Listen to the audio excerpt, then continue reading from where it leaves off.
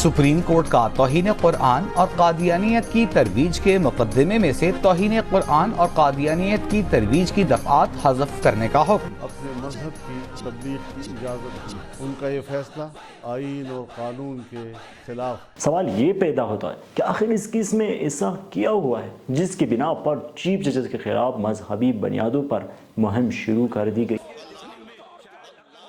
دراصل یہ معاملہ توہین قرآن کے کیس کے فیصلے سے اٹھا۔ ضلع چنوٹ کے مقامی تھانے میں مجمع تعزیرات پاکستان کی طرف 6 دسمبر 2022 کو اس بنا پر FIR درج کرائی گئی کہ ملزم قادیانی مذہب کی تفسیر و تفسیر صغیر کی تقسیم میں ملوث ہے۔ ان الزامات کے تحت 6 دسمبر 2022 کو FIR کے اندراج کے بعد ملزم کو 7 جنوری 2023 کو گرفتار کر دیا گیا، جس کے بعد 10 جون اور 27 نومبر کو ایڈیشنل سیشن جج اور لاہور ہائی کورٹ سے ملزم کی ضمانت خارج کر دی گئی۔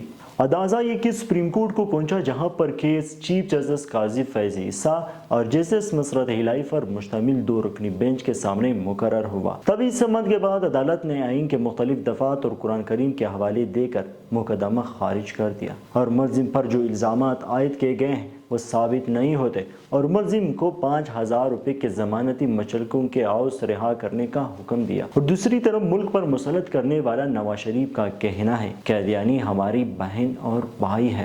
قادیانی حضرات ہیں، احمدی حضرات ہیں، یہ بھی ہمارے ملک و قوم کا سرمایہ ہیں، ہمارے بھائی ہیں، ہماری بہنیں ہیں۔